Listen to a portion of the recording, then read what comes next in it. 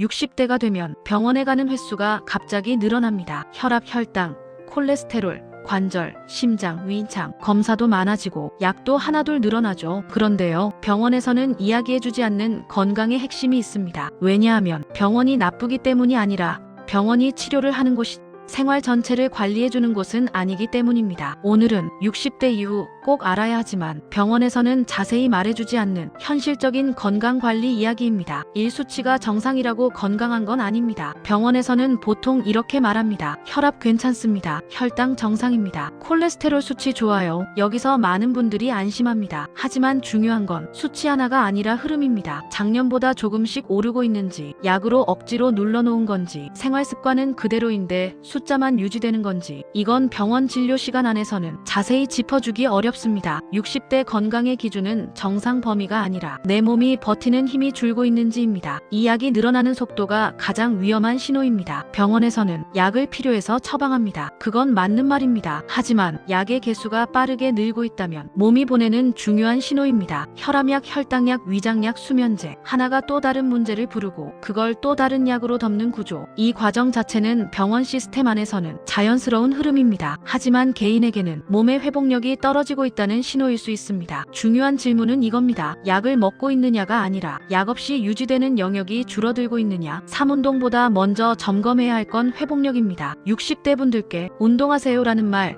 정말 많이 듣죠. 그런데 병원에서는 잘 말하지 않습니다. 지금 내 몸이 회복할 수 있는 상태인지를요. 조금만 움직여도 이틀씩 피곤한가? 밤에 자고 나도 개운하지 않은가? 운동하고 나면 오히려 몸이 더 무거운가? 이 상태에서 무작정 운동을 늘리면 건강해지는 게 아니라 몸을 더 소모시킵니다. 60대 건강의 핵심은 운동의 강도가 아니라 회복되는 속도입니다. 60대 건강은 장보다 입에서 무너집니다. 병원에서는 위와 장을 검사합니다. 하지만 입은 잘 보지 않습니다.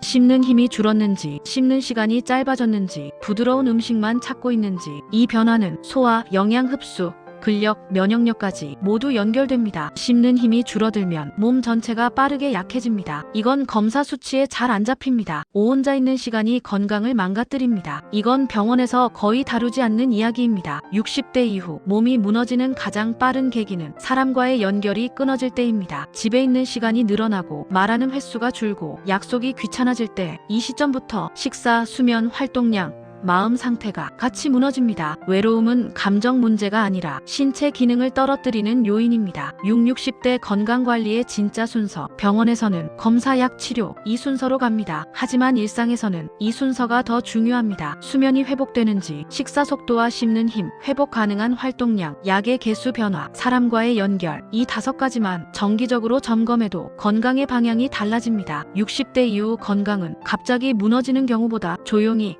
천천히 생활 속에서 무너집니다. 병원은 꼭 필요합니다. 하지만 병원이 말해주지 못하는 영역은 우리가 스스로 챙겨야 합니다. 건강은 검사표 안에만 있지 않습니다. 매일의 생활 안에 있습니다.